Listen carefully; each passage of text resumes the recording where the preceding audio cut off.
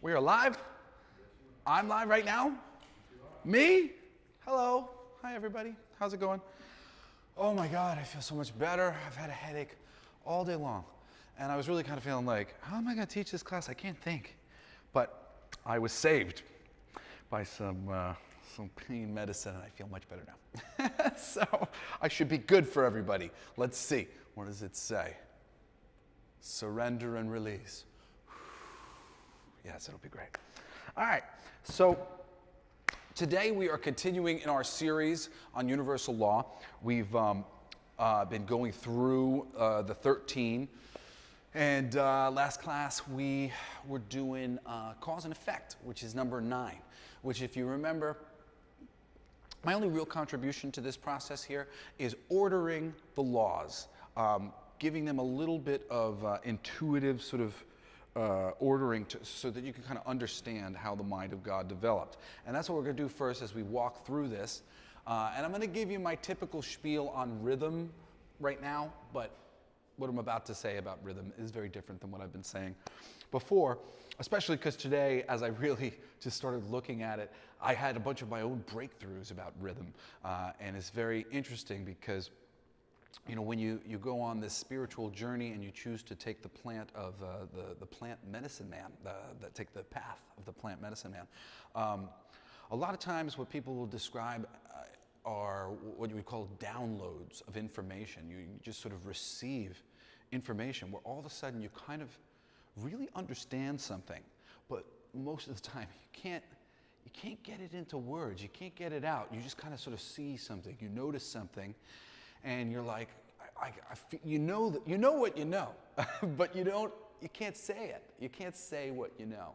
And today, as I was just kind of putting together how I was going to go about talking about rhythm for everybody, I just immediately started like putting together tons of the patterning of it and recognizing all these things that I already knew, but I hadn't been able to see until all of a sudden it kind of came into some alignment for me. So thank you all for giving me an excuse to have a class and learn something myself today, because I was all like, ooh, this is really, and hopefully I can deliver it to you guys the same way that I understand it. But to begin, we're going to go 3 at a time with the first 3 laws, okay? The way I had this structured is for you to have an understanding that the reason why these are universal laws is because they exist without any physicality whatsoever. This is all about energies, even in a misleading sort of thing. Because I say energy and you're thinking like electric beams going back and forth and stuff. And the mind, you know, this is the physical interpretation of the mind, physically making representations of itself as it switches from a one brain cell to another, you know, to make an electrical connection. But on the other side of things, it's just thought. It's just sort of the idea of a thing, the idea, possibility, you know. And coming from this place of possibility, all of these laws, they're not all immutable, and we're going to talk about the mutable laws and the unmutable laws, but they're all sort of fundamental to how mind developed. And it's kind of just the necessary way in which the mind of the universe developed. Okay? So we started out as nothing, as oblivion. You know, it always kind of freaked me out when I watched The Never-Ending Story as a kid, and you saw the nothings pulling everything away, and they look like big, strong hands, don't they? You know, you're like, oh my God, what is this nothing? And what a concept, you know, the nothing. But the nothing is exactly what we come from. You know, before there was mind, where there was all this activity, and concepts like solidity, you know, because things can be solid, but things can be ethereal. Yeah, and they can also be, you know, you can take the water, you can freeze it, and you can steam it, and you get it into all these different states, and the states go beyond that. So it's all one thing breaking out into different interpretations of self, and it will always be this one thing sort of interpreting itself, experiencing itself. The second thing, the second law, is what you would call mentalism in Hermeticism. And mentalism basically states that everything is mind. These two states, this oblivion and this mind, these two things combine to be the source. They're all the same thing. The nothing is the potential that the something came out of, and they're kind of perpetually intertwined, but also perpetually different. And that creates the third law, polarity. So we have this mainline basis of, sort of sleeping and awake. As soon as we have that, and this is a very cool thing that happens where one thing begets a new concept, or a new idea just comes from the basis of the previous one. So based on the concept of the awake thing and the asleep thing, we have this concept of polarity. It's just fundamental to God itself, the universe itself, however you want to describe it. It's both inert and awake at the same time. This polarity is inherent in all things. We're all polarized. If you're looking at the world right now, and we're going to talk about this in rhythms, as we see rhythms that we're going through right now, as people are like, whoa, and whoa, and they're just swing, and everybody's doing it at different times, I wanted to, and I'll talk about this a little bit more later, but this lottery ball sort of metaphor as, what happens when the lottery machine's going? Do all the same balls stay at the top of the lottery machine? No, they eventually move, and there's room and space, and now the new ones come up because there's space. But if some of them were just staying in one place, the other ones wouldn't be able to shift around. But that's not what's happening. Everything's being kind of popped like popcorn. And new people are coming to fill the thing, and we're going into these rhythms, which we'll start talking about later. But it all essentially comes from this polarized nature that we have, where we're swinging, constantly swinging from one side to the other. And this is unmutable. This is unmutable. You're all one, you'll always be all one. You are all mind, and everything that you exist in and as you exist is just as a mind. That'll never change. However, polarity, with the understanding of your own polarity, you can consciously begin to work against that. And I'll talk about that a little bit later. So now moving into our next 3, 4, 5, and 6, we've got vibration, relativity, and gender. So vibration is sort of the plethora of possibilities for this idea of awake, this conscious thing. There's any number of ways that it can be awake and operating. It'll always be slightly part of it inert, that's why you get like that yin-yang sign with the little black in it, and the white, and then the black with the little white in it. But it's choosing to explore itself. And essentially every position it takes on, there is a relative position to that position. So like if you would go over to colors, it's really easy to look at colors if you've ever studied art theory and get some relativity. These colors are relative to each other in that these are the prime colors, and they don't have any of each other's attributes, right? But then a color like this would be relative because they both include some red. We got the red and the blue. We got the red and the yellow. Over here, we got the green and the yellow. There are relative positions, the complementary colors, and what are the different the little list that I learned in art school when I was studying color theory. But basically, just a lot of ways to kind of cut up that color wheel and go, look, on the other side, here's a match. On the other side, but a little to the right, here's another match in a certain way. And this one's another match in a certain way. And they're all kind of mathematical matches that they make some simple sense. And when you're lining them up as they need to be looked at, you can see that these colors all have a relationship. And certainly if you've ever seen like one of those like really pretty color wheels that you would see on the palette for graphic design, where it's just all the colors and they all just connect together ultimately. You're like, oh, wow, look, this thing just shades into this thing, just shades into this thing. And that's it. There's all these vibrations, and for every one of those vibrations is a relativity, a direct relativity or some variation of an important relativity in one way or another. Now, this vibration and relativity come together to help us sort of figure out gender. Now, gender is just that everything in nature has two frequencies, and it's this polarized frequency based on the awake thing and the asleep thing. You know, I tend to think of the masculine as like, you know, I like this is a nice room, let's honor it, let's keep it the way it is. And then the feminine, a little bit more like, yeah, but like we could move that chair. And you know what, if we move that chair, it would make people happy.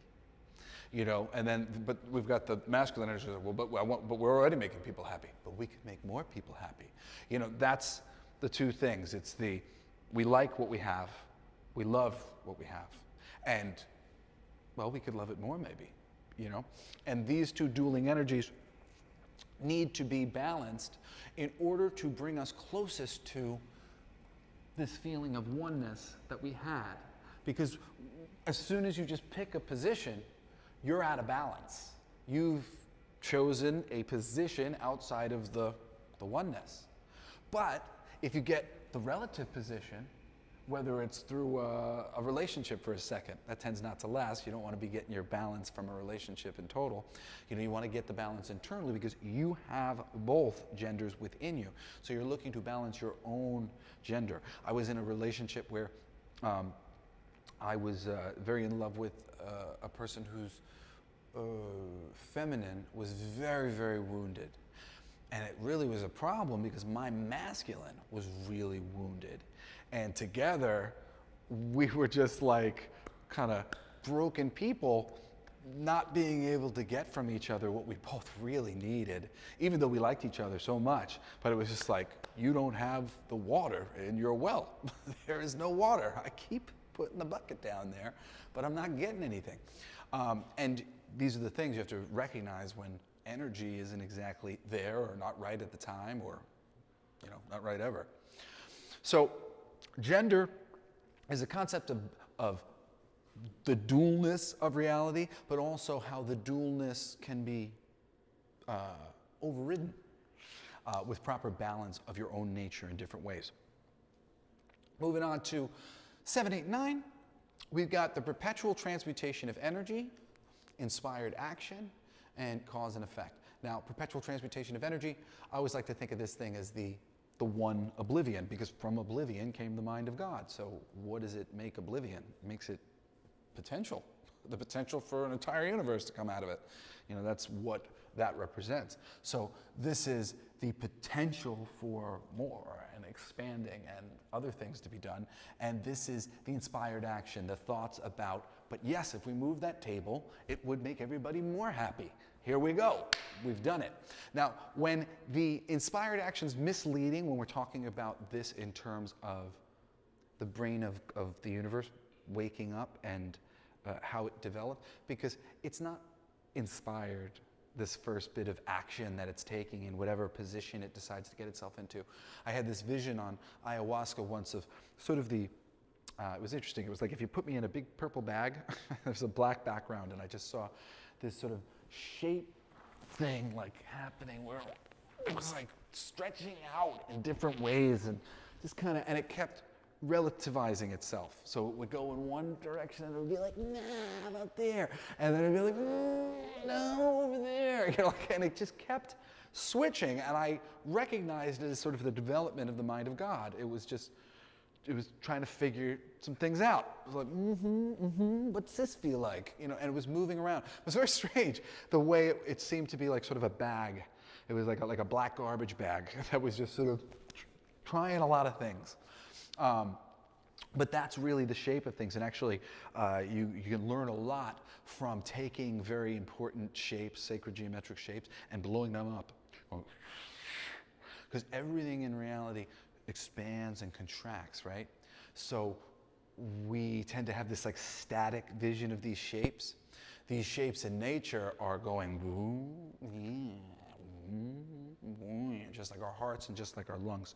So when you see some of the shapes in their different forms, you know, a certain shape where it's all sucked in and it's got one shape, and you're like, oh wow, I've seen this shape in different things and fruits and certain things. And then you see it, and it's just sort of like natural, like cylindric shape, and you're like, yeah, I've seen this in math class. And then you see it blown up, and then again you're like, oh wow, this looks like an organ, because with just that elasticity of the curve of nature, these shapes take on a lot of forms. They kind of can represent a lot. They always represent kind of three things, essentially.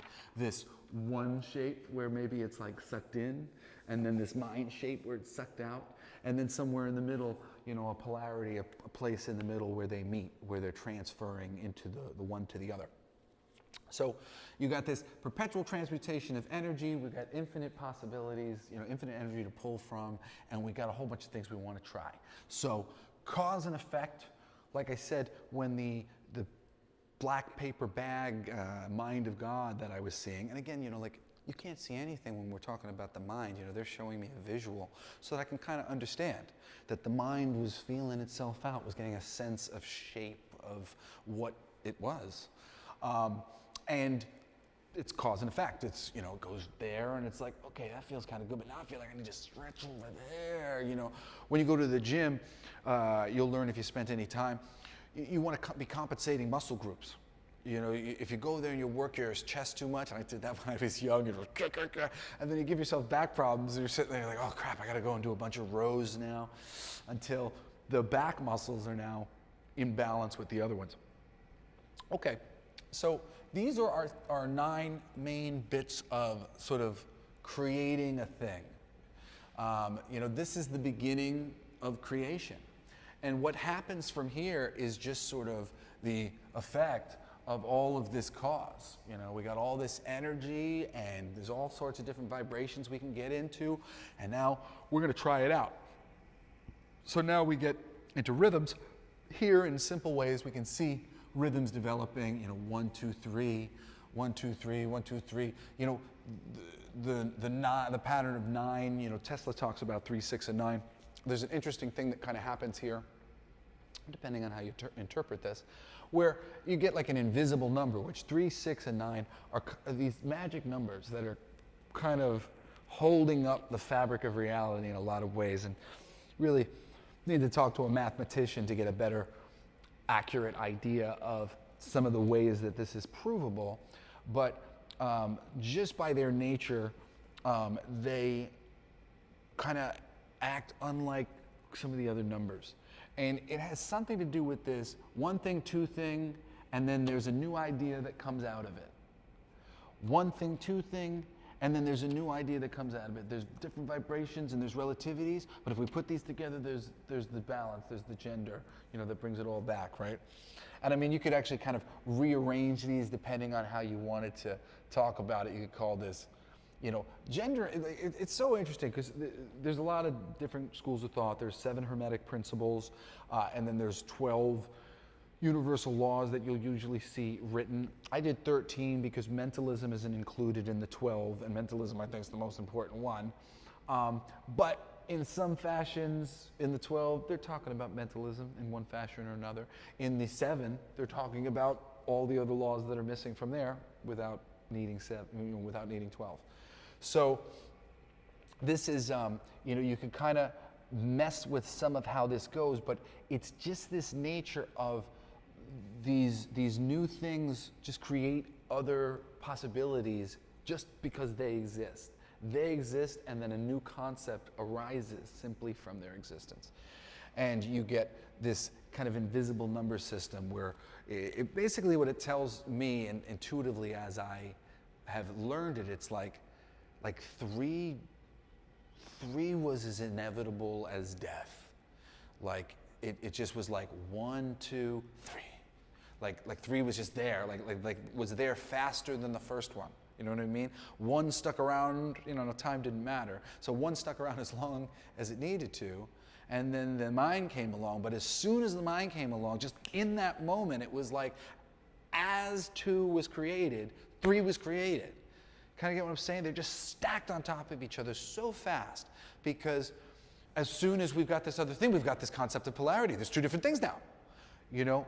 And that keeps happening, and that's really like sort of the magic of 3. It just came out of nowhere. It appeared because of necessity, and that's like 3, 6, and 9. They appear out of necessity in some interesting fashion. And I'm sure you could probably break that down with the laws, break that down with Kabbalah and the different paths if you really started to look at like 3, 6, and 9 and saw, are these necessary in some way, these paths as you describe them? If I broke them down right now, I bet we would find that.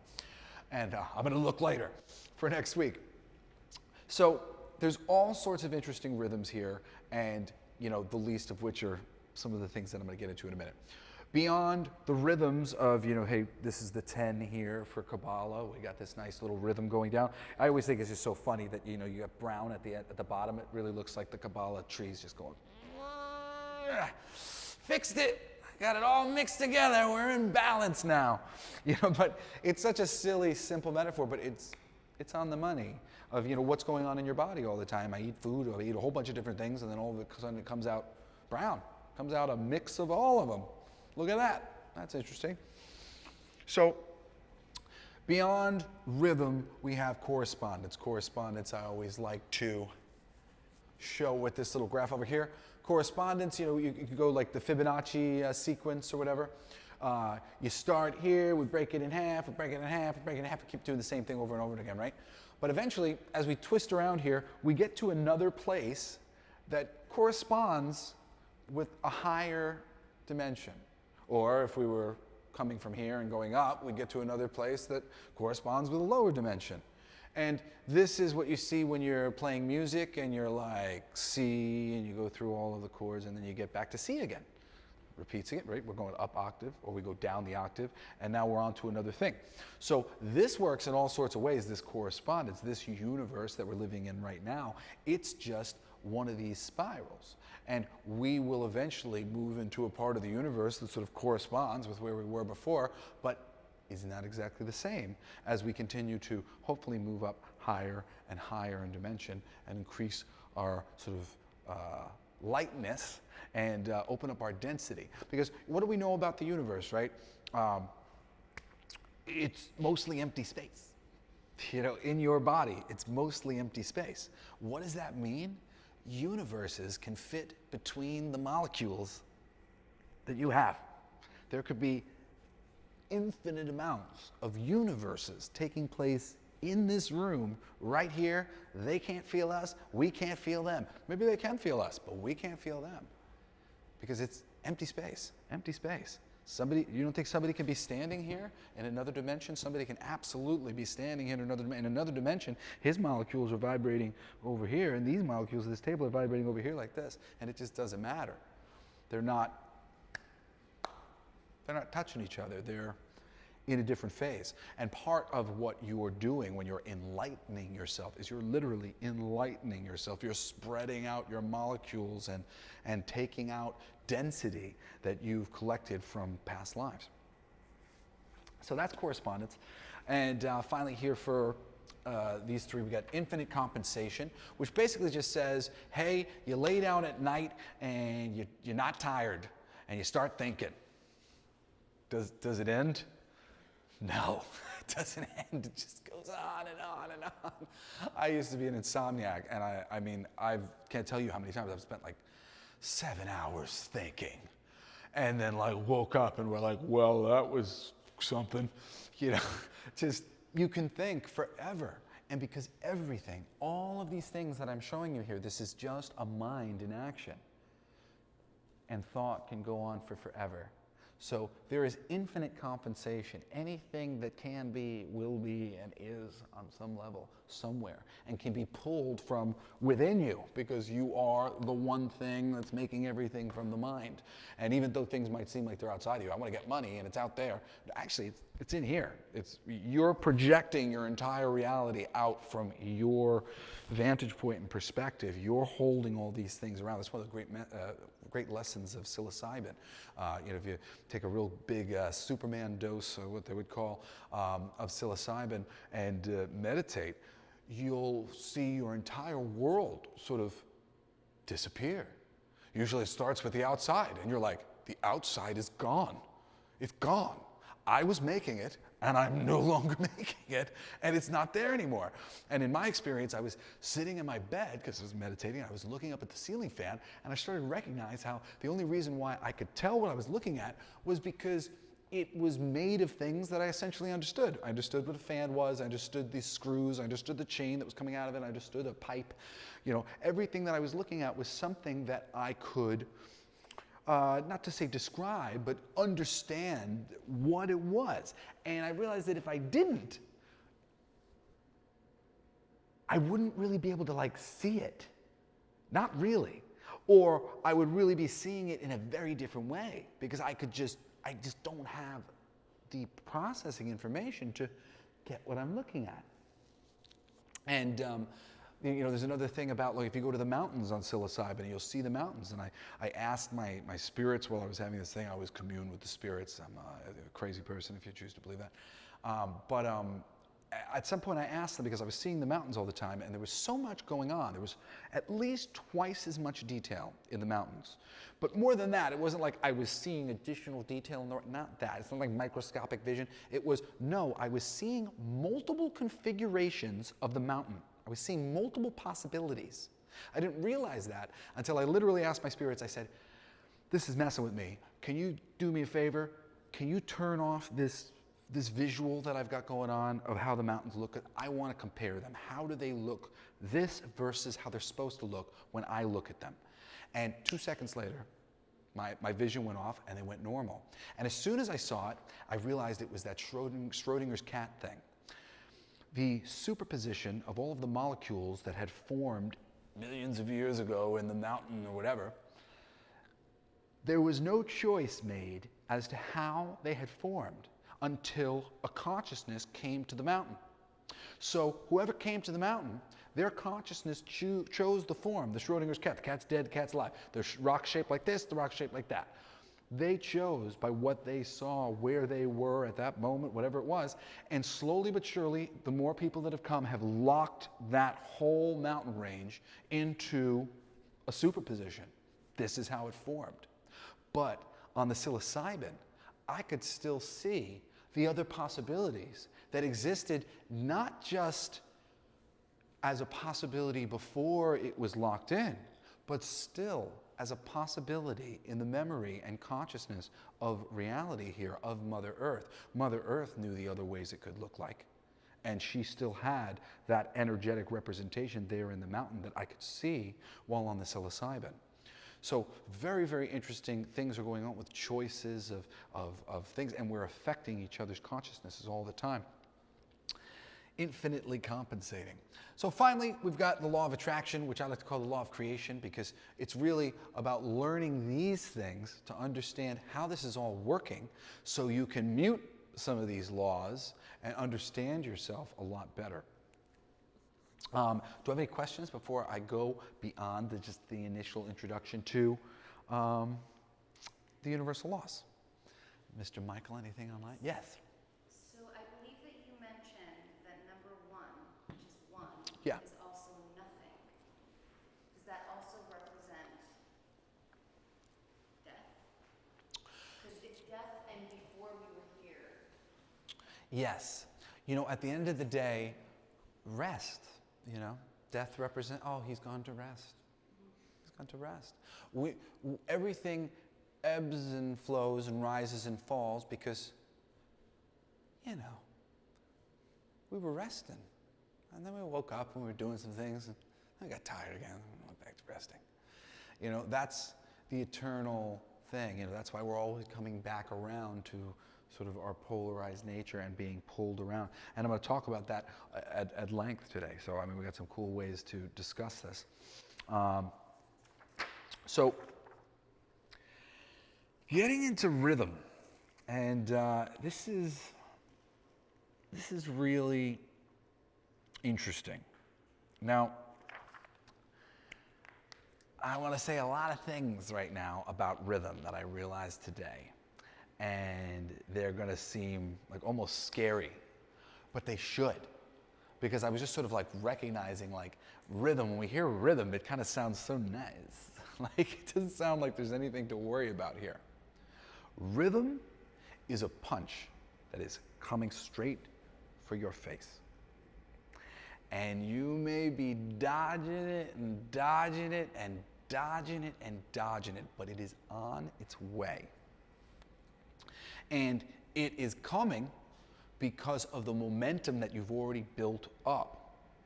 Now, the thing about all this is we don't know. We don't know where we're polarized gods. We're polarized gods. Everything that's going on this planet right now is just God's mind. He's like, oh my God, Democrat, Republican, I can't decide. You know, like he's freaking out because part of him is like this, and the other part's like, no, this. And it really is, it's just one being having like a terrible panic attack because it doesn't understand its own nature. And its nature is to be polarizing like this, be moving around, stirring itself up until it finally gets to the thing. The real thing that I would call rhythm, if not a punch in the face or a big heavy log that just got swung that way, and now it's coming back.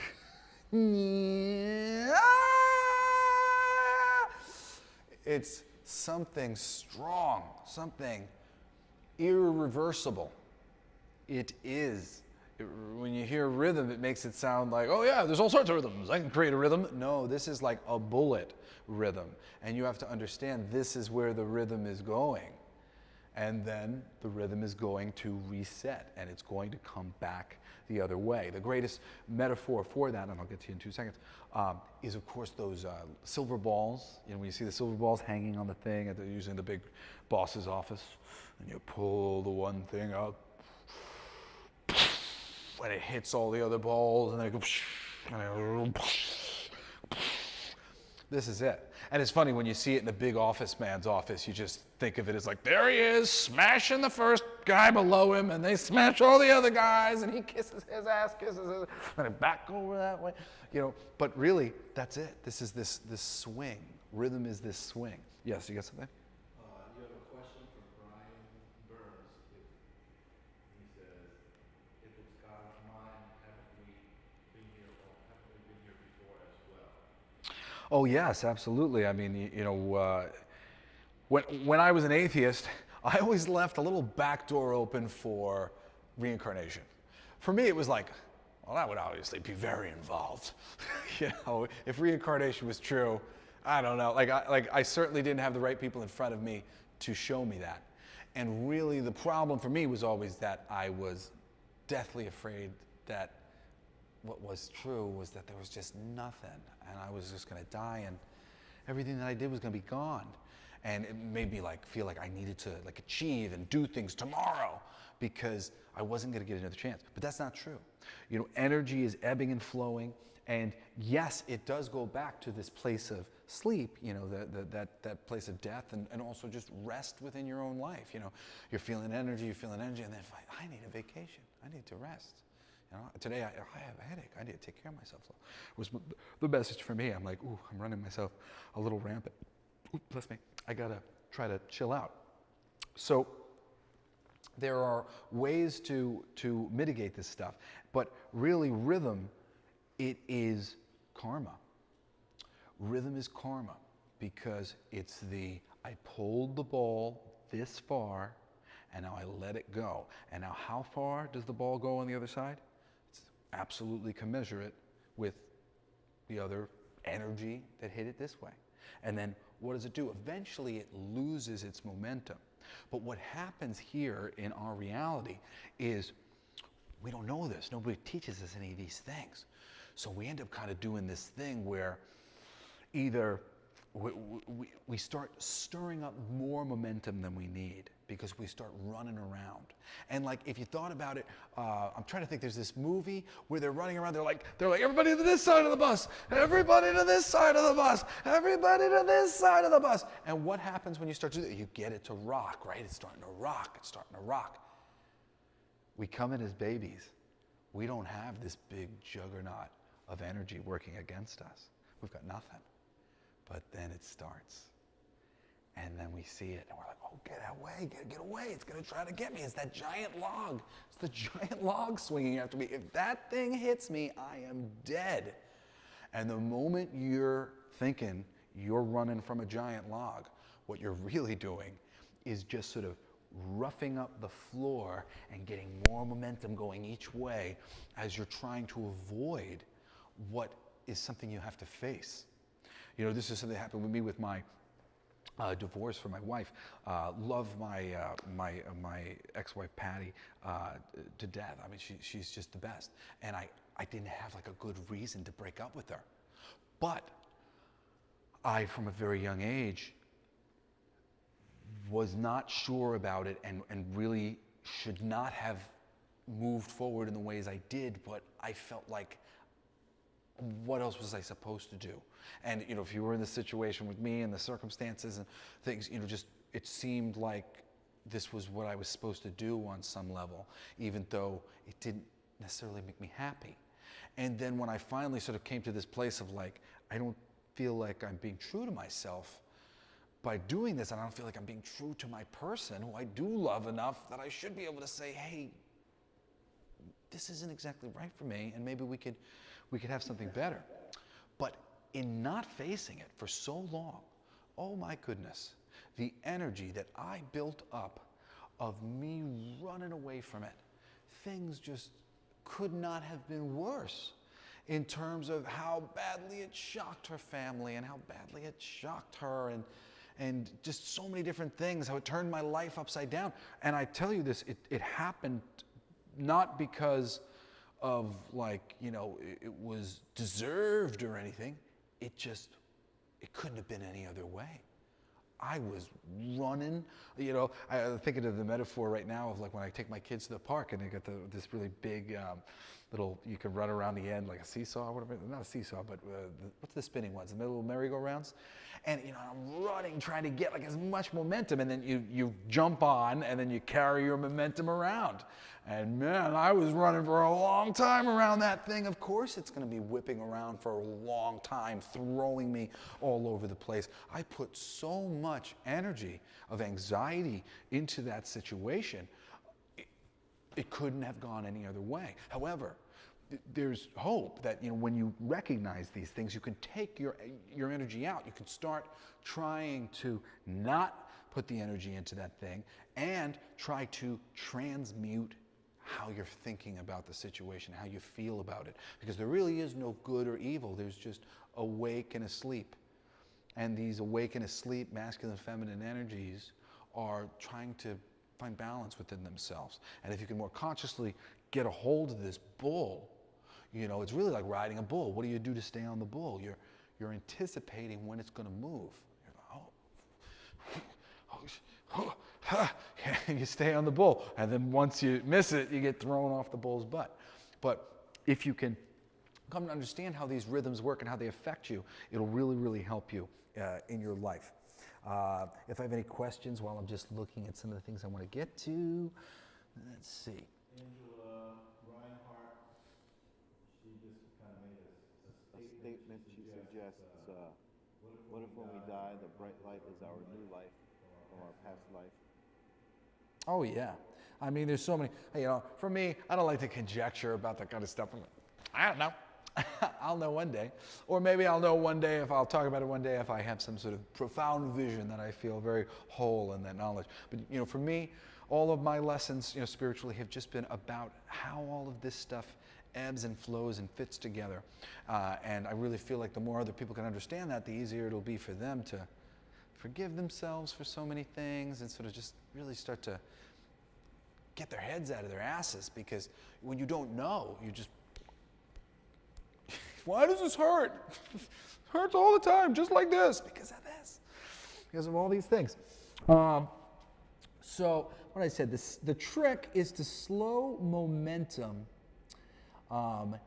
and end up in the middle. So, you know, what do you want to be doing? You want to be flowing with Bruce Lee. You know, like Bruce Lee, you know, as the water, as that like big log comes by, and he just kind of like takes a little pull to it as it goes, just the lightest pull, just to slow it down a little bit. And then, He's slowing it down. As he moves with it, he's just slowing it down, slowing it down, slowing it down, slowing it down, until there is no momentum. And part of this slowing it down is not being so on the trigger. Like recently, I had this happen twice to me over and over again. It's a really good lesson to me. This has happened to me a lot in my life. I'm a good guy. If I see an opportunity to try to like turn things around, that like I'm gonna do this, you know, but I really, I'm gonna, and when I get up to do my thing, invariably sometimes I end up messing it up because I put too much effort or too much energetic and mental effort into what I'm going to do. With my ex-wife, I was trying to make some gestures with like cleaning the house for her a little bit more, trying to organize some things for her. And the moment I started to make this extra thing, I started making mistakes that I didn't usually make. And it's just the funniest thing, but this is energy works. And all of a sudden I forget this silly thing. And then recently over here at Tranquility Within, never have had any problems with management and getting all these things here. And as our matriarch of the store passed away, I saw that my manager was getting a lot of new responsibilities, and I said, I'm gonna step up to the plate and be behind, get Bunny's back. I think that night I left the front door open of the store. I've never done that. Not even close. I couldn't believe it when she told me that. And I had checked it. But I think I pushed, I had a weird memory of like pushing on the door and sort of being thrown by it at the time, that it was like a little weird, but it didn't open. And where did that come from? And I made another little mistake. Like she's like, you did this. I'm like, oh, I forgot to do that. I forgot to do that. These are things I haven't forgot the whole time that I've been working with you guys. And then here it is. But it was all because I decided I was going to make an effort. Damn it. That's really your downfall. The effort is slight. The effort is slight. You know, I've told this joke before. The guy is on his roof. There's a big flood. He's praying to God. God's going to come save me so he doesn't drown. A boat comes. He's like, nah, I'm not going to get on your boat. A bigger boat comes. He's not going to get on that boat. A helicopter comes. He's not going to get on the helicopter. He drowns. He's like, God, you made me look like a jerk. What the hell? I told everybody you were going to save me. He says, I sent you 2 boats and a helicopter. You know, that's the effort. There's the boat. I get on it. Doesn't really seem like all that much, but that's really the thing. It's the get on the boat when it comes. The rest of the universe will do its thing. You get on the boat, and now the rhythm starts. The karma starts. The powerful force that starts swinging. Once you get on the boat, there's nothing else you can do about it. It's just going to happen. It's just going to swing. And all I had to do was go, hey, I'd like to make a little bit of a stronger gesture to Patty. That's it. If I could intervene for 1 second. Yeah, can you? You mentioned that. Yeah. Because if you follow every successful person Yeah. you've ever read stories about, you hear exactly that. Like something ended, and they said, all right, this is ending, I'm going to jump on this. They go on for a little bit longer, that ends, then they go on to something. Good musician friend, Rudy Sars was like that. His Yeah. career was like that. Yeah. One thing ended, and he went from one thing to another, and a lot of famous people, a lot of successful people said, when this ended, I went to this. Yeah. Every person's success story. Well, and think about this, right? So like if you're thinking about me in my life, so I've done a lot of different things. I've written comic books, and I make music and voiceovers, and I'm very, very prolific in voiceovers. If you don't know that, you've probably heard my voice. Want more taste? Get America's favorite pizza, Pizza Hut, now online, which I used to do for years. And then buying a Kia is one smart move. So everybody knows my voice. My voice has been all over the place. I am most successful as a voiceover actor and a host. And I learned recently, during my spiritual journey, why that was. And it was literally because the opportunities presented themselves, and I was interested, but not that interested. I was like, oh, well, that's a cool thing to do, and yeah, if I could make some money, and da-da-da. And I went, all right, sure. What did I do? I got on the boat. With music and comic books, I got on the boat, and I started trying to steer it. I was like, comic books, woo! No, we're not going in the right direction. We're going over here. You know, and I'm like fighting with the person for the wheel. I'm like, no, I want my career to go in this direction, this direction. I don't know what direction's right for my career. The other side of things knows.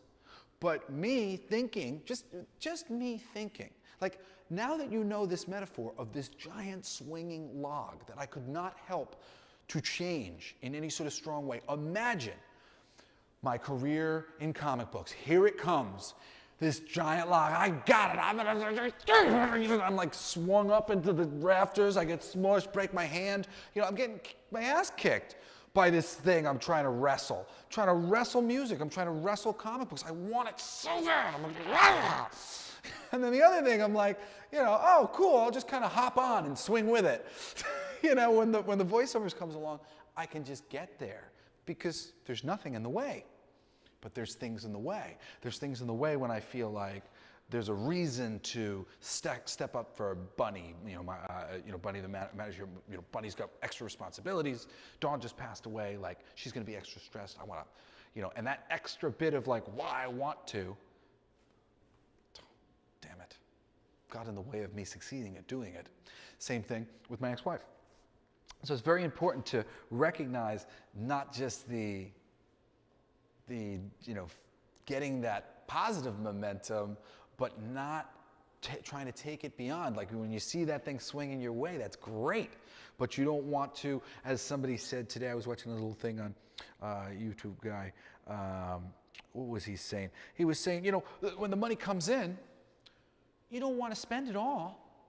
There's a reason why we harvest, and then there's a bunch of things that go into storage because there's other times in the rhythm, and it's not just a, oh, well, maybe I want to enjoy the rhythm and maybe I won't. No, no, no. There's not going to be any food in 3 months. That's the time when these crops aren't going to be there. We better put this stuff in this, you know, this room here and make sure that it stays good until, you know, that time, because otherwise we're going to be starving. So, you know, that idea of just kind of willy-nilly always, like when it's good, you got to find some balance to that. I do have to add one more thing. Yes, please. As you talk about that pendulum and that holding on, hold on to something,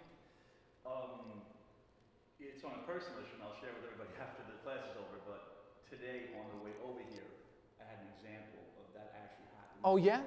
Yeah, what was your example? Well, it's holding on to something, trying to make something work. It's all very personal. Mm-hmm. And as I let go of it and say, okay, I'm going to let go of it, all these other opportunities everything was like your body was unraveled, and now everything's easier now. So there's a lot of financial constraint, and then what happened was immediately when I let go of this thing, the finances just kind of opened up. And we were talking about last week that the real key to freeing yourself on some things like that, like finances or whatever, is to, you know, Abraham Hicks loves to say, you know, go more general, go more general, go more general. And like if you think about finances and your frustration or whatever, like you can kind of get yourself to a place where you're looking at it better, right? But you're still looking at my finances, my health, my family, my this, my that, my other thing. How general are we being when we've got a list of 70 things, right? No. My highest good. My highest good's always there. It's always available. I don't know what it is. I don't know if it's finances right now. I don't know if it's health right now. I don't know what it is, but I know that I'm going to be presented with it, and I'm going to get on that boat when it comes. I'm going to get on the boat, and I'm not going to rock the boat. I'm just going to get on the boat and be like, very happy to be here, and ride that boat till that swing ends, because it will. You know, every one of these swings ends. Let's see. Everything has a rhythm. We like some better than others, depending on us. You know, that's the thing. You know, when you look at the silver balls, it's a really wonderful thing to kind of look at. You can draw a line down the middle and say maybe black's on the right and white's on the left. But which one's good? Which one's bad? They're not. There is no inherent anything. And actually, everything has a silver lining. You know, there's a silver lining to anything you want to look at. And the concept, you know, behind getting out of this rhythmic cycle is always being to find your way to the positive vision of the shift that you have made, because we end up just naturally polarizing choosing a side, and we think that's very okay. You know, we just come in and we're like, well, what do you like, vanilla or chocolate? You know, like, we're not like, yo, balance yourself, eat both, have some variety. You know, like that's like, people try to push that on you, but we are polarized, and it is easy for us to just kind of break to the one or the other, go one way. But really, we want to be coming down to this place of centrism, and recognizing that it's just us that's dictating why this isn't so great and that maybe is more great. And you know, and kind of get over ourselves just a little bit in that I can see why that's great, and like, you know, and I can see why this isn't great, you know, and I have an appreciation for this. And that's, you can still be you and hold true to your things. It's really just coming to the perspective of balance, where you do see a measure of reason there, and you do see a measure of reason here. Like, I wish everybody right now in the conversation, like the political conversation, it's got very hyperbolic, and you know, and I don't like to point fingers at, you know, at any side in particular, but you know, the Democratic Party,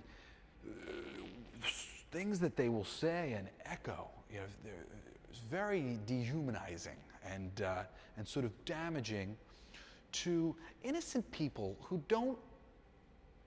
aren't getting to the Republican Party for the reasons that are being sort of propagated. You know, there's like a lot of this like notion of racism. Like, it's become like, oh, well, if you're a Republican, you're a racist. But every Republican I know is kind of like a less funny Ron Swanson. You know, they don't really believe the government does a good job. They think the government's very corrupt, and come on, guys, you know, we can't disagree that the government's pretty corrupt, and a lot of things are possible. You know, so an acknowledgement of this conversation that they really believe they are having is a healthy conversation. But when you start saying you guys are racists, it really just backs people into a corner. And I think you get a lot of what you have going on, where like so much of the Republican people, and this is the thing that I have to say about the Republican people, they've become jerks. You know, they're kind of like, it's funny, it's like if they're gonna win any of these arguments, it's gonna be through straight sarcasm. I mean, they've just gone to like all right, well, I'm being called a racist, so screw it. You know, like, what else matters? I've been boiled down to the worst thing on the planet. What are you gonna do? And now their conversation is being had very passive aggressively. And this is just, you know, if people could look at sort of the political conversation from an outside perspective of like, everybody knows what happens when a friendship or a relationship or a working relationship begins to do this. This is a recipe for disaster, and we all have to live together. You know, we want to be lessening, slowing down this swinging momentum, not amping it up. And I've actually been really proud about a lot of like the amping it up, and I'm kind of glad that we're winning through sarcasm, because I think that's kind of the best route that we have to take. You know, the reasonable arguments are getting out there, and they're usually a little biting and funny, you know, when you wrap your head around it. But they are, I think, giving some measure to people about what we're really talking about, and that's always what we want. We want measure. We want to see the greatness within everybody. You know, everybody is 99.9999999% great, and they have things that are working against that greatness, and you may bring them out for whatever reason, but you don't have to. You can choose to see the greatness in people, the possibility in people, and always end up meeting the part of them that's a father, the part of them that's a football player and appreciates being on a team. And you know, there are attributes that are useful and majestic and wonderful in every person. And if we choose to know that, you know, not just believe it, know it, because it's true, we can walk out into the world and just be constantly attracting great experiences, great people, and even the best from the worst, which is the thing. There's a wonderful saying that my music producer friend Michael Naranjo's dad used to tell him: in every bad neighborhood there's good people, in every good neighborhood there's bad people. And even if you have a hard time accepting the idea that like, oh, everybody's mostly good, which I really do think that's true. If you have a hard time accepting that, well, then at least accept that in every bad person there's good. And see that and expect that, and you will polarize with that part of them, and you will bring that out in them. And really, that was one of my first big realizations for me, and I got to say, changed my life for the better. And so I never have bad interactions with people. I mean, just very, very rarely. Unless it's something like, you know, when I'm like, oh man, I keep making mistakes because I was trying to do something good. I tend to like, my mistakes tend to come from me trying too hard. But just the idea that the possibilities were there to just be smiling all the time and laughing and enjoying the world, that's all I do. I really do. And when I talk to somebody and they go, yeah, but people suck or whatever, I always just kind of quietly smile because I know that's not true. I know it's not true. Not everybody sucks. I go around in the world and people are generally pretty great. You know, sometimes things suck, but you know, whatever. You're always supposed to learn something from that. Oh yeah, can I? Yeah, please. Yeah, well, you know, talking about, you started with racism, but you ended pretty much like everybody has something good in them. Like, Yeah. you get people over here and people over here. There's good within everybody. There is good within every individual. And, you know, that whole issue of racism is a world problem. Yeah. Not necessarily this side or that side. And there's something too that you're making me think about racism as a thing, right? Racism is like a conspiracy theory, right? It's just a stupid idea that is largely a collection of ideas that have some amount of reality in them that are affecting a person on one level or another. If you go deep into, you know, some people who are racist or whatever like that you would think, you're not looking at people who are really trying to take over the world. More so, you're looking at people who think they're being oppressed. You know, people who think, Hitler wasn't as bad as a guy as you think, and the Holocaust was exaggerated, and there is little bits of evidence that say some things, you know, are exaggerated. You know, like, there's propaganda in every war. You know, so there's a truth to this thing. So this man who's racist and likes Hitler that we're imagining, right? He's fighting this battle defensively. He's like, hey, I don't think this was right for whatever reason. My dad was a Nazi, and I think he was a good guy. It's really hard to get into that guy whose dad was a Nazi, and he had a good experience with his dad. You know, those are the people who fight on in a cause that's dead because, you know, why you still have the Confederate flag when the Confederate flag was there. And there were things done in those battles that weren't great between the sides and the Confederates. Some of these people remember those things. Before you get all, like, you know, off the beaten path, like, when you have someone, like, an organization that's bad, you know, it's bad. Yeah. And they're going to do something bad. What happens is, I would experience this with terrorism. And the problem is that you have one group that wants to hurt everybody else. And you think that whole group is horrible. What happens is one person within that group breaks free and says, no, this is really bad. And they go to the other side and say, they're going to do this, this, and this. You have to stop them. And that's how things are stopped, because there's one good individual, a couple good individuals within that bad group. Yeah. So, and that's what stops it. So Yeah. it's interesting, you know, is there such thing as a good terrorist? Well, really, no, but there is someone involved in this that. is the, Everyone sees terrorism as this horrible evil thing, and it is. well, yeah. There are people that break free, they finally say, all right, this is really bad, and let's turn this around. Think about the community. Make room for that there is good in a group. There's always someone good that can break free and turn things around. Exactly. Thank you. So that's why you have to kind of look at it that way, because I don't know if everyone will quite understand you know, that whole concept of Yeah, no, I got you. you know, just taking one group and saying everyone is bad. Well, out of that one group, then maybe there's somebody that can take it and turn it around and kind of make this whole harmonious again. You know? Yeah, certainly. I had something I was going to say, but I forgot now. But I'll move it on in a minute. No, you're all good. So, you know, the traditional thing that you always read when you're listening to the Hermetic Law and rhythm, they like to say everything flows out and in, everything has its tides, all things rise and fall. The pendulum swings, manifesting everything. The measure of the swing is the measure of the swing to the right is the measure of the swing back to the left. So, you know, rhythm is what do you call it, compensating. It compensates. And that's the thing of, are we adding to the momentum of the swinging thing, or are we slowing the momentum of the swinging thing? Now, why do horoscopes often make sense? Now, the reason for this, and this kind of goes into rhythms in a big way, and I'm not going to get like too deep into the horoscopes, but I want you to understand why horoscopes are worthwhile and meaningful. Now, we are very connected to Mother Gaia. Our auras are attached to her aura. She has an aura, an energetic field that's coming out of the whole body. All of our body parts are made of all of these things, right? And when the planet is moving into different areas of the galaxy, different pressures, different distances from the sun, it's affecting things. And we've been able to see that scientifically on the planet. We also can see as the moon ebbs and flows, right? The tide comes in, the tide goes out.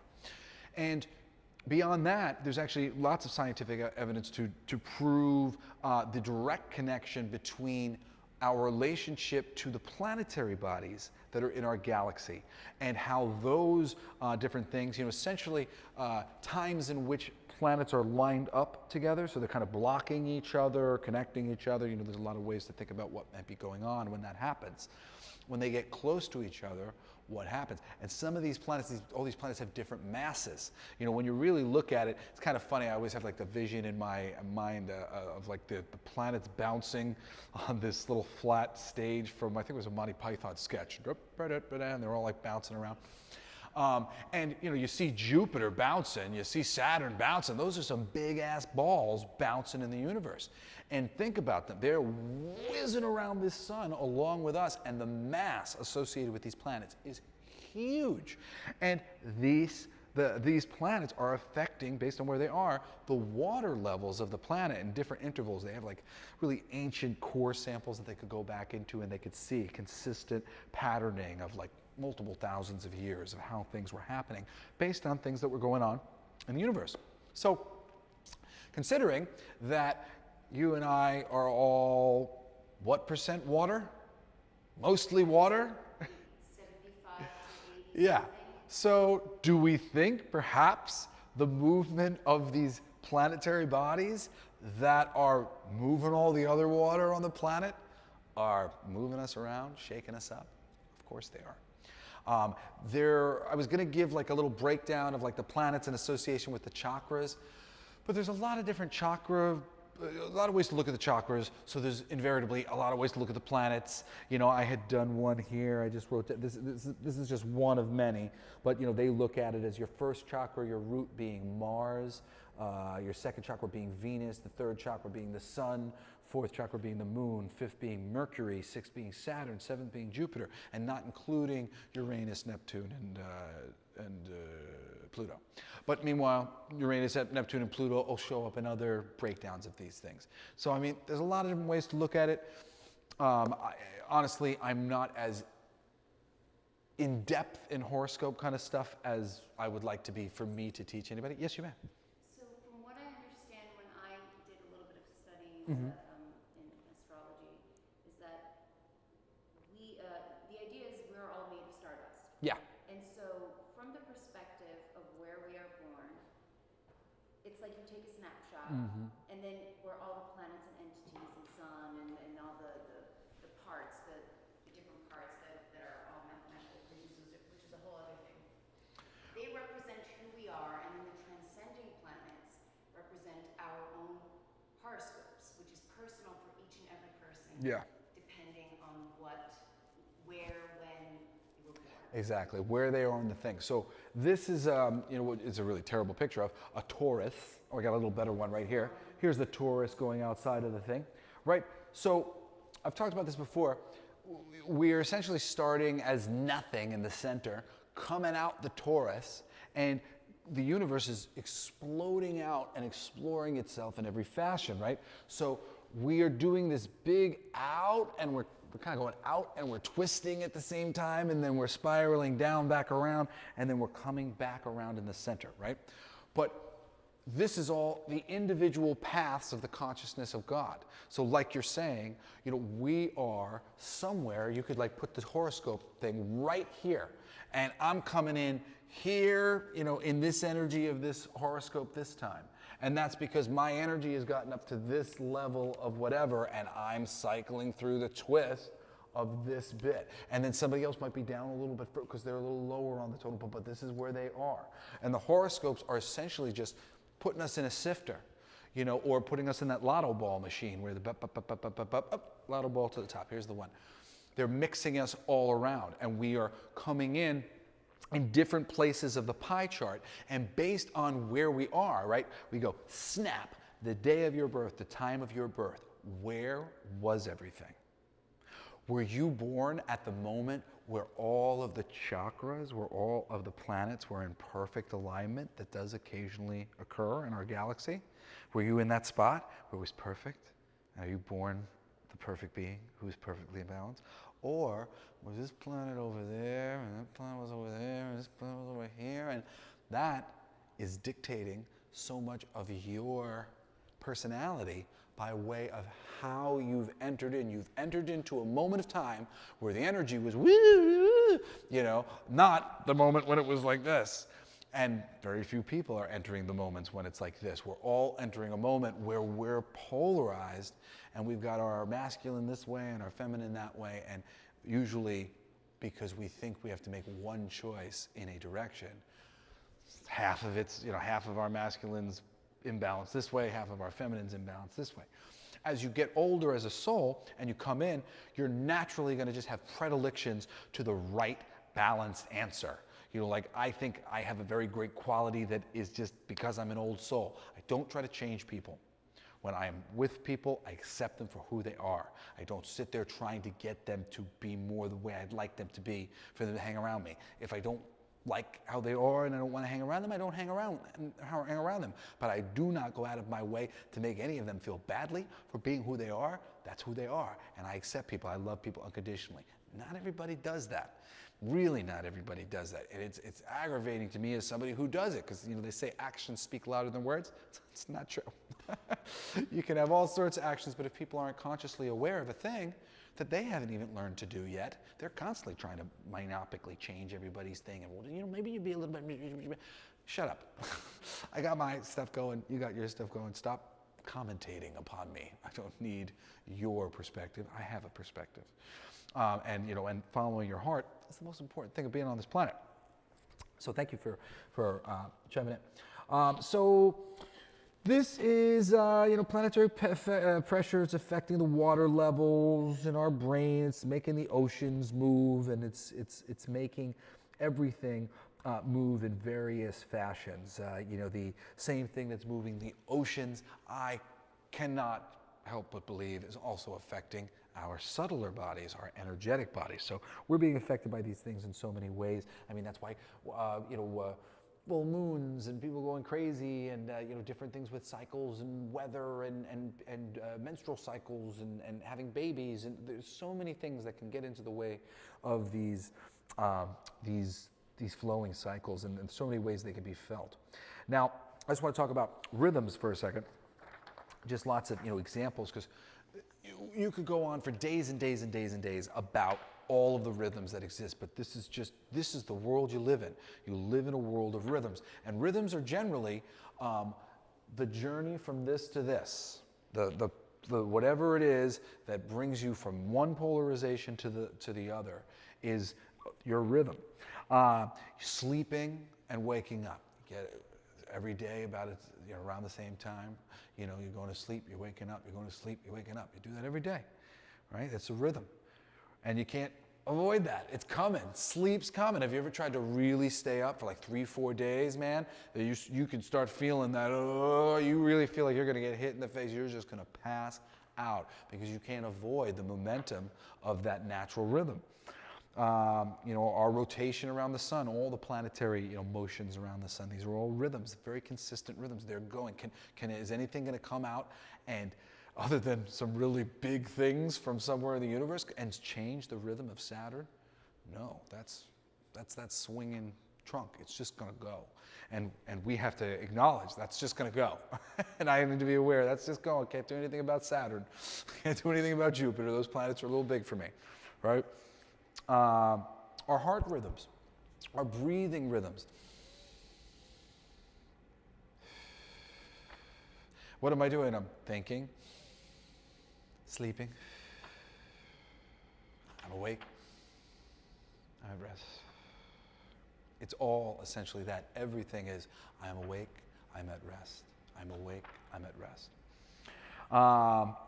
Some of the other ones, changing the seasons. Changing the seasons might seem like a more complicated one. Oh, there's 4 seasons. Well, not really. There's the growth and the decay. You know, there's the part of time, fall, we start getting into the decay time, and then we stay in the decay time as it's winter, and then we get into the springtime, and then the growth time, and we stay there for a little bit. It's really 2 things. But you can look at it in degrees, and you can break it up into 4s, and you can do that with plenty of this stuff. And then, you know, simple things like, you know, hobbies. You know, I go to the comic book store every Wednesday. Comic books come out on Wednesday. That's when you go. That's my rhythm. And if I don't go, the comic books are going to be there. They're going to be waiting for me. That rhythm's there. Oh, I got $20 in comics. I haven't been there in 3 weeks. You know, like the money's going to build up. This is a rhythm that I've gotten myself into. Jobs, you know, whatever your schedule might be for your jobs, as you're scheduling your week. Holidays. Here we are again. It's December. It's about to be the new year. New year, the whole holiday is based around rhythm. Hey guys, wanted to remind you, we're on a rhythm. That's really what New Year's is. Hey, rhythm, starting again. Let's come up with some good ideas. And that's really what everybody's doing when they're studying their horoscopes and they're trying to get ahead of those rhythms. They're like, rhythms are coming. I want to know. I want to know when they're coming. There's a couple other ones. Ovulation, fall of empires. You know, there's just, you look through history and you can see how the financial systems have fallen down and all the wars that have affected, you know, the fall of Rome and the fall of every other empire that's ever been on the planet. The eclipses and the eclipse cycles. You know, another one. There's just one after another, and each one of those eclipses you can say, you know, in sort of magical circles, they'll say, oh, the energy of this, the energy of a solar eclipse, that only comes around once every so many years, hundreds of years, sometimes thousands of years, to get certain alignments of planets and alignments of the sun. So these are all, and they're not arbitrary. That's really the thing that I want to say here, is it's not arbitrary.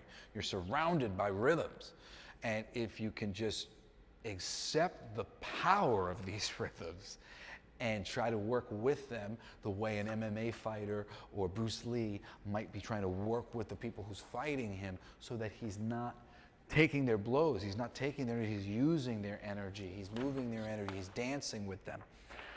Okay, so can you have good without bad?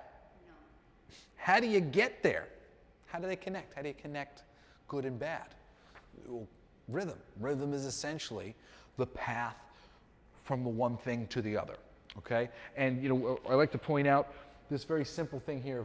You know, from the nothing to the mind, the polarity is the creation of white and black and gray, and then this choice of many vibrations and many relativities is the choice of gradient, you know, colors. Now we've opened up our initial parameters of black and white, and then within the black and white, here are the gradient, the parameters, the levels of color.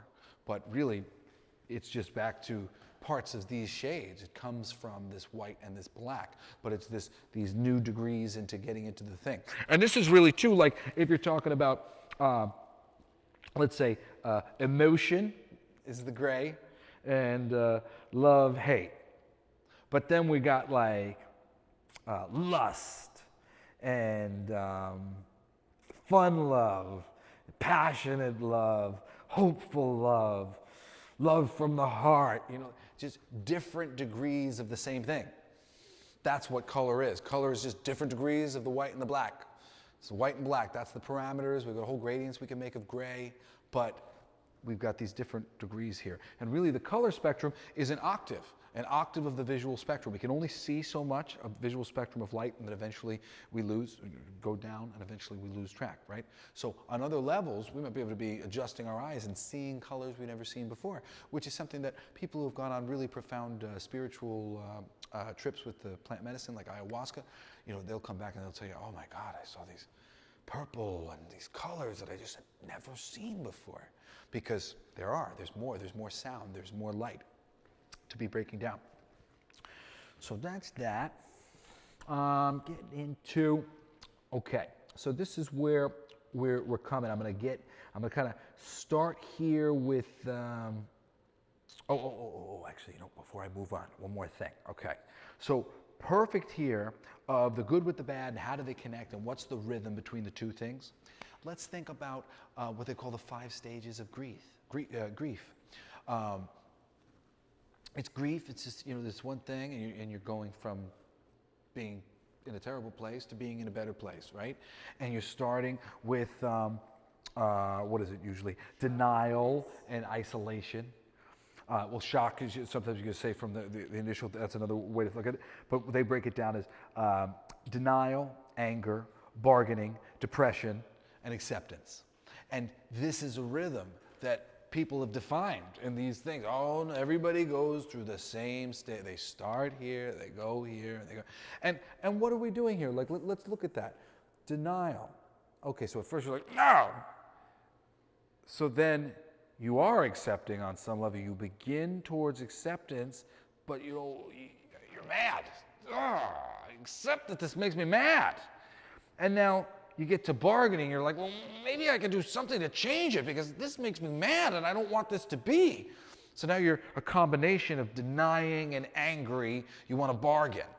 So you're like, you've bounced. You went from deny to, well, I'm mad, and then you go back to deny. Maybe I can figure this out somehow. And now what are we going to do? We're going to go to anger now. So now you go over to depression. More getting closer to accepting, but I hate life, I hate this. This is the sour form of anger, the anger without any strength in it. And then where do you finally end up? Acceptance, because that's what you did. You slowly but surely accepted this thing, and now you're free. You're on the other side of it. That's one of the classic journeys that everybody's making. And actually, really, if you look at it, I like to do it like this. I've been thinking about it like this for a long time. If you get this like polarized line going, most people kind of start in one place. They go, maybe I had it wrong. And they go all the way over to here. But maybe the first time they don't go that far. Because, they were over here. Now they go, no, I was right the first time. And they go back over to where they were. But this time, not quite so severely. A little less than I did. Now the guy's like, nah, I was right the last time. I just didn't do it enough. Over here. And then where do we end up? 5. Coming into neutrality. 5. Oh, I see. I've now tested the limit here. I've tested the limit there. I tested it a little too cool. It's like the Goldilocks thing. I tested the bed, and I finally found the one that I liked. And, if you're talking about the tree of life in Kabbalah, they show you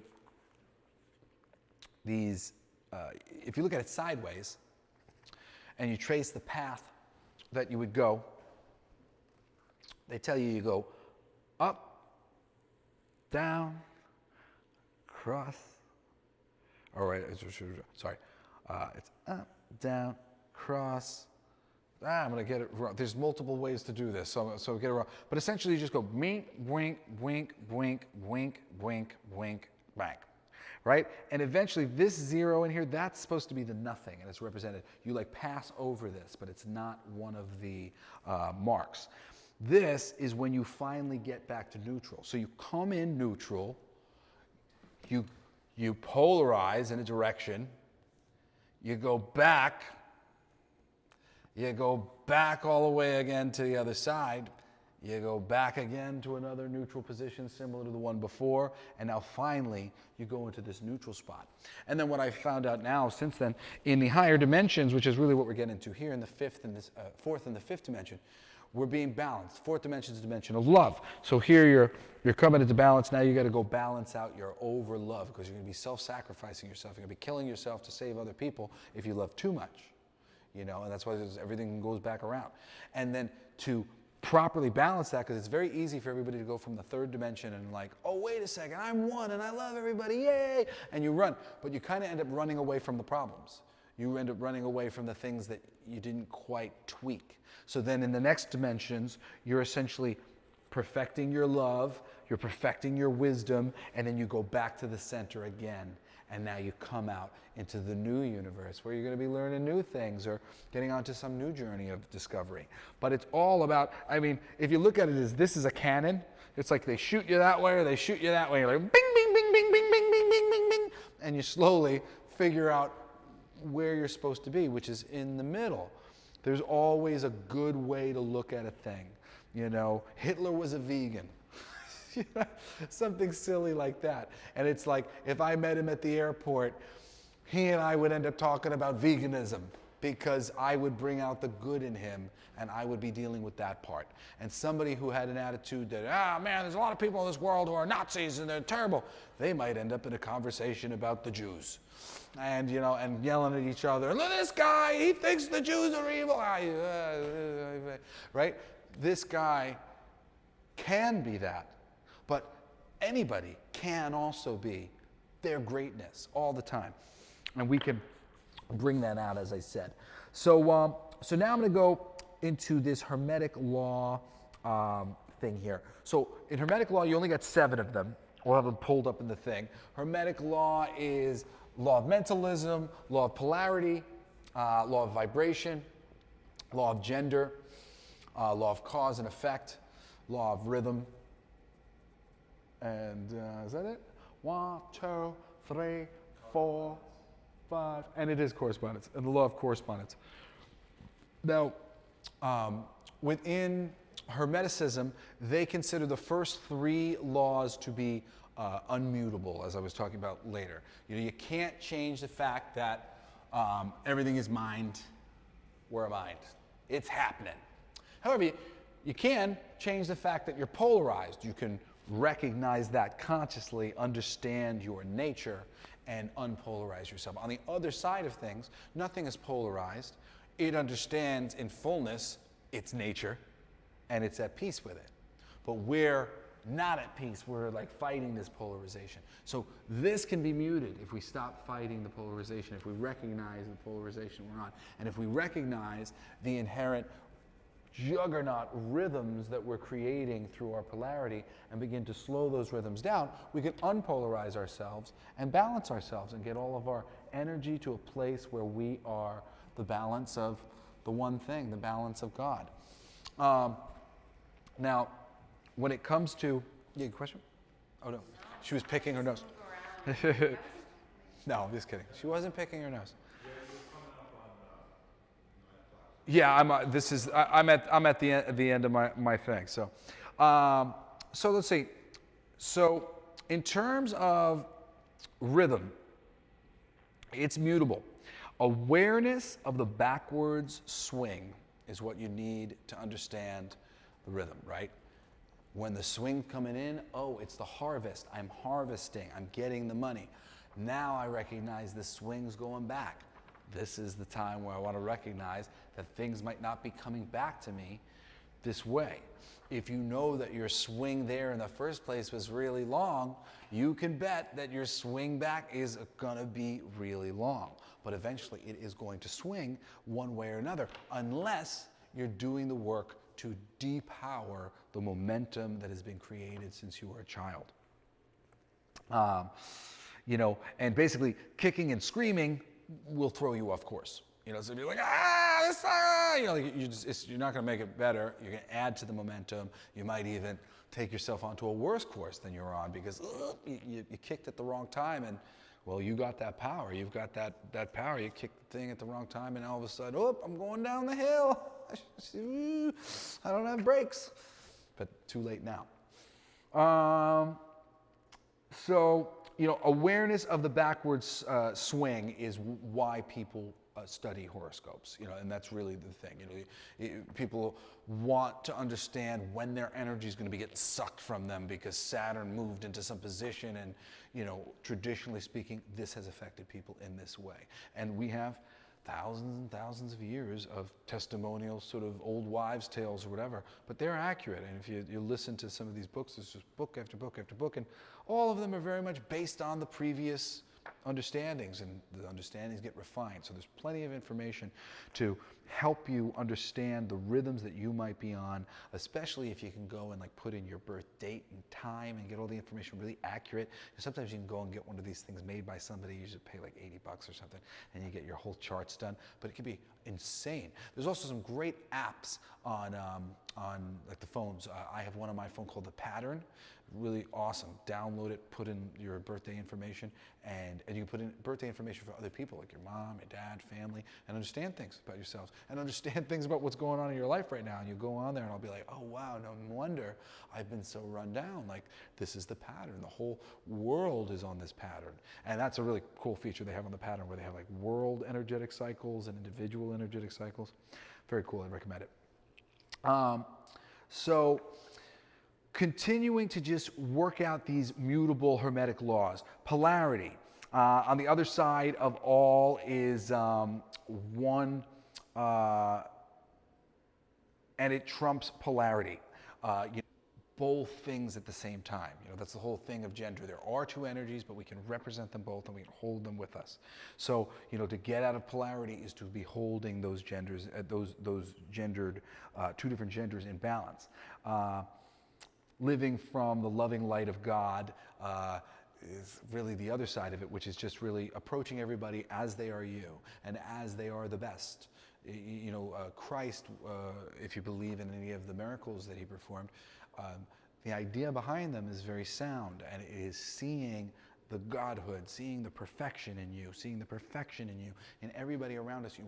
We're all perfect, and we can choose to see that wherever we go, or we choose to see other things. And it's a self-fulfilling prophecy when we choose to see those things. So we want to try to always see the best in people. And by doing those two things, we can cancel out polarity. When it comes to cause and effect, creative visualization, because you need to, your intentions are instantly created, okay? So constantly what's going on, and this can be a little scary, something comes up and like what you think, that's it. Your intention just did something.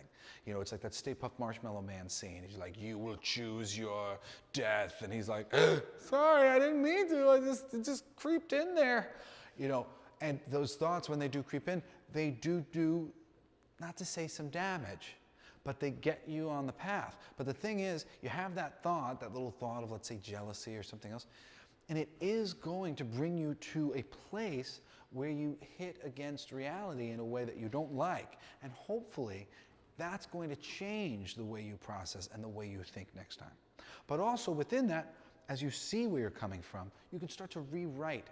You can start to change the way you're looking at these things by looking on the bright side and giving yourself creative visualization of how you would like it to be. Because that's the thing. As soon as you have a thought, which is why it's so powerful when you have the bad ones, it is created in sort of imaginary terms, but powerfully imaginary terms that can create. But the same power is true for consciously thinking of anything good that you want. You can consciously get that ball going, and you can add more fire to that, more belief to that, more faith to that, and that can be the most freeing thing. So that's how to get over cause and effect. How to mute gender. That's the simple one. You're just balancing yourself. You've got both these things. You want to recognize both these energies are within you, and that there's good to all of it. It's not, oh, well, that's good, and then I'll take this part of masculine, I'll take this part of feminine, I'll take this. No. There's a part of that that's good, and then there's an opposite part that's feminine, and that's good too. And then there's a masculine part that's good that might seem not so good in the face of the feminine part, but they're good.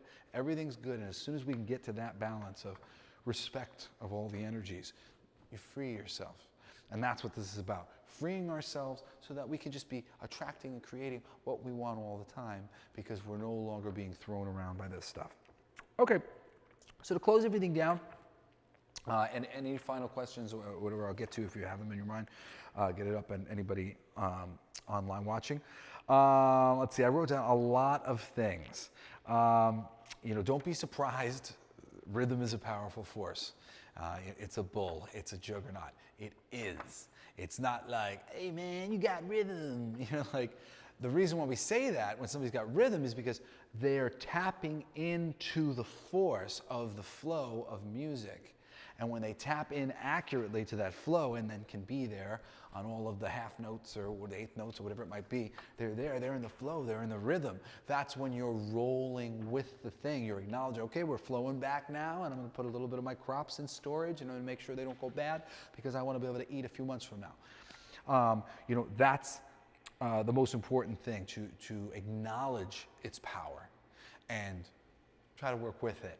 And work with it, hopefully, to depower it and get it to be something that's no longer a force. Because literally, until it is stopped, it is a powerful force, right? Think about this.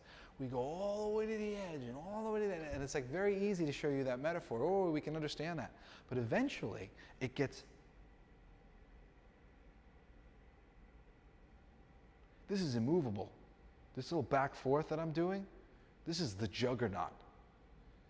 Not even at this point do you try to stop this thing from slowing down. You don't interfere. You're just going to make it worse. Even the smallest resistance is resistance. So it can be like this, and that's when you'll notice it. But even when it's down to just this, you gotta just be at peace with it and let it stop. Because then from that place, you can really be at peace and create a whole new energetic vibration that isn't based on this swinging pendulum. Having rhythm means knowing how to save some crops for the winter. Saving money, discipline.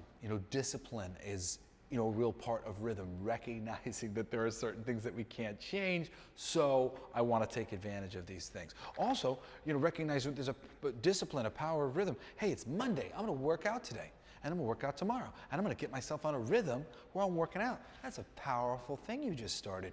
You just started swinging one of those big-ass things that we were scared of a minute ago, but when it's something you want, great. You can control the momentum of those things. You can get them moving. Flow goes and flowing with it. Flow goes, you just got to flow and go with the flow. We talked about that. Overcompensating with my ex-wife, manager, not with my band. I have a new band that I'm putting together. And recently I was starting to understand that the timing was just a little bad. It was a little hard for me, but I was really determined, and things were really good on some levels. I love all the guys I'm working with. I think they're great. And then at some point, one of the guys came to me, and he was like, oh, I can't do it kind of thing. But I've sensed from him that the energy of he couldn't do it was he didn't want to be a burden on us, and he was feeling like he had too much going on. I didn't even realize he had told me that he's getting married right now. He's trying to get married around Christmas. And it's around Christmas time. It's the holidays. This is a hard time to do anything. And then I was going even if we got together rehearsal, and then would we be able to rehearse the next week? Would we take off for the holidays for 2 weeks, so we rehearse for 2 weeks, and then we take off for 2 weeks? This is insane. And I said, executive decision, everybody. I'm sure everybody will be happy. Let's just do what we were going to do to try out our new drummer and try this situation first week of January. This is silly. The rhythm's all off here, and I'm not going to be able to get it by forcing it. So we can recognize those things, and we can save ourselves. And I saved myself in this instance. I went with the slider thing as opposed to trying to force it through, which is what I would have done in the past. All right, my last few things to say about this. Talking about Bruce Lee, MMA fighters. What goes up must come down, right? And if you know the rhythm, you can be there to catch it when it lands. And that's really the point. Things are always swinging, and they're not swinging to a good or a bad place. They're swinging in different directions, and it's our path of enlightenment to recognize the good in all situations, because it's the fastest way to pull us out of these cycles of rhythms where we believe that we're about to be kind of smashed into the gate, and then like we're going to get a reprieve for a minute and then back into the gate and then a reprieve. We can stop that cycle and be the observer. We can become the voice in our mind that sees the thoughts that we have and sees and experiences the things that other people say, but isn't emotionally compromised by it and isn't getting all stirred up and creating all of this rhythmic momentum that's, you know, going to be there until we do something to reverse the energy that was put in, because all this stuff is causing and affecting. It's just going for forever. Anyway, that's the end of today's class. Thank you so much for coming down. Thank you guys for so much for watching. We only got, what is it now, 3 classes left. Next week we're going to be focusing on correspondence. We'll go through everything again. I love correspondence. Correspondence is my favorite one. Maybe we'll talk a little bit about music stuff in terms of harmonics and like raising things up. I've been wanting to talk about music in terms of dynamic and the things that we like when we hear a song. Music is such a great universal law thing. Really, so much of the reason why I'm as good at writing songs and being a musician as I am is because I really understand these things, polarity and dynamics, and getting things to be contrasting to one another and moving into a relative position, because I know that we're wired for that. You pick the right relativity and people are like, oh, I love that change. That's so great. It's just so perfect. Of course it's perfect. It was relative. You know, I wasn't trying to reinvent the wheel. I was trying to recognize what the wheel looks like and let it roll. So next week will be correspondence and maybe some chat about music. And then the week after that, infinite compensation. And finally, we're going to be closing right before the end of the year with the law of attraction, which ought to be a lot of fun. Thank you guys for joining me. And last, before I go, do we have any questions that we're waiting online or anything like that? No, we got a lot of thank you. This class is very inspirational. Just a lot of... Yeah, I felt like today was a very good class. I feel proud of today's class. Considering I had a headache earlier, just a little earlier, I was thinking I wasn't gonna be able to do it. Anyway, love you guys. See you next time. Thanks for watching, and peace.